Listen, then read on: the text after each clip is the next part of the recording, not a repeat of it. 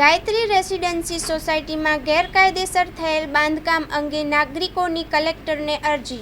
Gayatri residency સોસાયટીમાં ગેરકાયદેસર થયેલ બાંધકામ અંગે નાગરિકોની કલેક્ટરને અરજી કરી છે. અહેવાલમાં ન્યૂઝ કરણ વાઘેલા, ભુજ. મારું નામ હર્ષિત શર્મા છે અને આ ગાયત્રી રેસિડેન્સી સોસાયટીમાં મારું પોતાનું પ્લોટ છે, જેની બાજુમાં ગેરકાયદેસર રીતે છેલ્લા 4 મહિનાથી કામ ચાલી રહ્યું છે. પહેલાં પણ અમે અરજી કરેલી હતી, ત્યારે ટેમ્પરરી કામ બધું રોકાઈ ગયું હતું, બટ હવે પાછું થોડા સમયથી પાછું કામકાજ રાત દિવસ ચાલુ થઈ ગયું છે. તો હવે એ કામ આગળ ન વધે એના માટે અમે બધા સોસાયટીવાળા અને આજુબાજુની સોસાયટીવાળા બધા ભેગા થઈ અને કલેક્ટર સાહેબને અરજી કરેલ છે અને આ કામ આગળ ન વધે એના માટેની અમે બધા પ્રક્રિયા કરીએ છીએ. આ તમારો પ્લોટ છે, તમારા પ્લોટમાં જો કોઈ બીજા આવીને ટાવર લગાડી જાય એ વસ્તુ કઈ યોગ્ય છે? ના, એ વાત યોગ્ય નથી અને તમે કોઈ બીજાના પ્લોટ ઉપર પોતાનું મલબો નાખો એ પણ યોગ્ય નથી. જેમ અમારા પોતાના પ્લોટ ઉપર અમને પૂછ્યા વગર, અમારી પરમિશન વગર પોતાનું મલબું નાખી દીધું છે, પ્લસ કે કોઈને પણ પૂછ્યું નથી કોઈની પરમિશન લીધી એના વગર આજે સોસાયટી જે રેસિડેન્શિયલ પ્લોટ છે એના ઉપર કોમર્શિયલ બાંધકામ થઈ રહ્યું છે, જે ન થાય કાયદેસર રીતે, તો એ કામ ચાલી રહ્યું છે ને એ કામ ન થાય એના માટે આજે અમે બધા ભેગા થયા છીએ. ક્યાં ક્યાં રજૂઆત કરેલી છે? અમે પ્રાંતમાં અને કલેક્ટર સાહેબને બધી જગ્યાએ રજૂઆત કરી નાખી છે અને હજી પણ આગળ એના માટે કાર્ય કરીએ છીએ. કારણ કે આ ટાવરના રેડિયેશનથી માનવ જાતિને, પશુ જાતિને કેટલું નુકસાન થાય છે એ આપણે સૌને ખબર છે, પણ પોતાના સ્વાર્થ માટે ખાલી કામ કરવું એ કાંઈ યોગ્ય વાત નથી. કયો ટાવર લગાડવામાં આવ્યો? કઈ કંપની છે? આ એરટેલ કંપનીનો ટાવર લાગી રહ્યો છે એટલી અમને ઇન્ફોર્મેશન મળી છે. બાકી વધારે ઇન્ફોર્મેશન અમને કાંઈ મળતી નથી ને અને કોણ વ્યક્તિ છે કે અને શું છે એ સામે આવતા નથી. ખાલી જે બીજા કામ કરવાવાળા વ્યક્તિઓ છે એમના થકી અમને ઇન્ફોર્મેશન મળે છે, બીજું કાંઈ વધારે ઇન્ફોર્મેશન મળતી નથી. તો આનો જવાબદાર કોણ રહેશે? અથવા નગરપાલિકા કે પ્રાંત? એ તો હવે સાહેબ, જે અગર કામ સમજી લો કે આગળ વધે છે તો આપણે તંત્રને જ જવાબદાર રાખી શકીએ છીએ અને નથી થતું તો એકદમ બરાબર છે, કારણ કે આ કામ ન જ થવું જોઈએ. આપણું નામ ને પરિચય? મારું નામ અમિતા પરસાણા છે.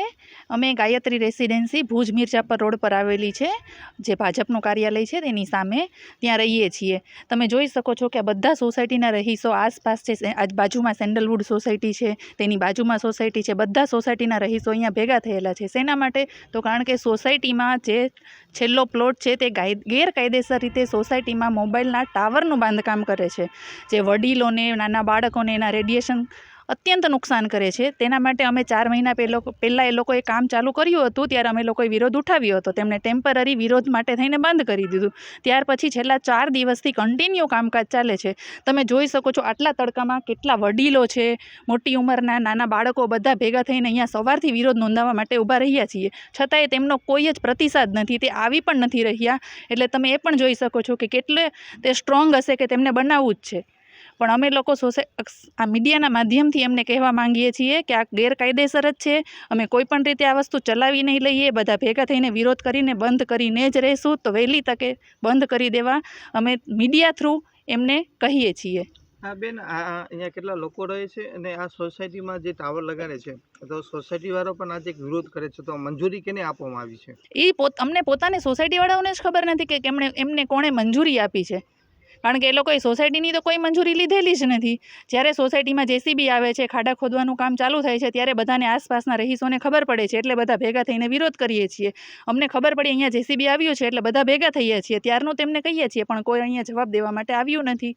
એટલે અમને મીડિયા થ્રુ સહારો લેવો પડે છે.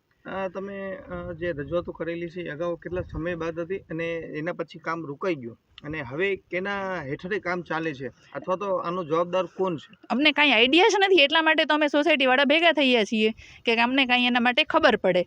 હવે આ બેન છે તે બાજુની સોસાયટીમાંથી આવ્યા છે, તો તેમને વિચાર કરો કે બાજુની સોસાયટીમાંથી કેટલું નુકસાન થતું હશે. તો તમે જરા એમને એ વિચારો લો. મારું નામ અલ્પા હાલાઈ છે. અમે ગાયત્રીનગર સોસાયટીમાં આવ્યા છીએ. અહીંયા કને ગેરકાયદેસર રીતે ટાવરનું બાંધકામ ચાલે છે. અમે બાજુની સોસાયટીના રહીશો છીએ, સેન્ડલવુડના. બંને સોસાયટીના આજુબાજુના બધા રહીશોને આ નુકસાન કરતા છે. કોઈની પરમિશન વગર આ બાંધકામ ચાલુ છે. કોણ કરે છે એ પણ કોઈને જાણ નથી અને એ વ્યક્તિ એટલો એવું છે કે કોઈ ક્યારે આવવા પણ તૈયાર નથી. બસ ખાલી જીસીબી મોકલી દેશે, માણસો મૂકી દેશે, રાત આખું લોખંડ બાંધવાના કામ રાત્રે પણ કરે છે. એટલે એ ખોટો છે, અહીંયા પાકું થાય છે. નહીં તો દિવસે આટલા બધા લોકો વિરોધમાં જોડાણા છે, પણ એ આવવા તૈયાર નથી અને આ કોઈ પણ કારણસર ચલાવી લેવામાં નહીં આવે. અમે બંધ કરાવીને જ રહીશું. એ અમારી પાકી માંગ છે. આજે તમે પ્રાંત અધિકારી છે અથવા તો જે કલેક્ટર શ્રી છે એને કોઈ રજૂઆત કરેલી છે કે હા. આ બાબતે તમે આ જે સોસાયટીમાં તમે જે ટાવર લગાડો છો એ કેટલું હાનિકારક છે? અમે આજથી 4 મહિના પહેલાં એટલે કે 13/12/2024 અમે નાયબ કલેક્ટર સાહેબને અરજી કરેલી હતી. તો કોન્ટ્રાક્ટર દ્વારા એ 4 મહિના પૂરતું કામ બંધ કરેલું. ખાડો તો એટલો જ 20 ફૂટ ઊંડો પડ્યો જ છે, પણ હવે પાછું અઠવાડિયાથી દિવસ રાત ફરીથી લોખંડ બાંધવાના કામ, બધું જ કામ ફરીથી ચાલુ થયેલ છે. અમે આટલો વિરોધ કરી છે, પણ એ વ્યક્તિ આવવા તૈયાર નથી. કોનું છે, કેમ છે, પણ બધું સરકારી ખરાબામાં કામ ચાલુ છે, સરકારી જમીનમાં. આ જે ટાવર લગાડે છે કોઈ મોટું માથું હોય એવું લાગે છે, અથવા તો કોઈ તંત્ર છે એને કોઈ છાવરતું હોય એવું લાગી રહ્યું છે.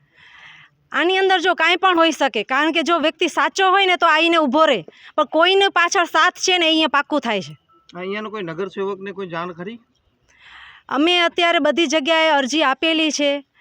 આજે અમે ફરી સોસાયટીવાળા બધી જ જગ્યાએ અરજી કરવાના છીએ, અને કરવા નહીં દઈ એ અહીંયા સ્પષ્ટ અમે એને કહી દઈએ છીએ તમારા માધ્યમ દ્વારા. આ ટાવર લગાડે તો એના પછી અહીંયા જે સ્થાનિકો છે એને પણ ઘણું પરેશાન થતું હશે, એના માટે પણ શું પ્રયત્ન? અને આપણે બધાને જ ખબર છે કે આ ટાવરના રેડિયેશનના કારણે બધાને કેટલું બધું નુકસાન થાય છે. ઘરમાં નાના બાળકો છે, વડીલો છે, એ લોકોની તો રોગપ્રતિકારક શક્તિ જ નથી, તો એ લોકોને તો વધારે નુકસાન થવાનું છે. પોતાના સ્વાર્થ માટે, પૈસાની આવક ઊભી કરવા માટે એને આ કર્યું છે. હા, હવે શું માંગુ છે તમારી? અમારી એક જ માંગ છે, અમે થવા દેશું નહીં એટલે થવા દેશું જ નહીં.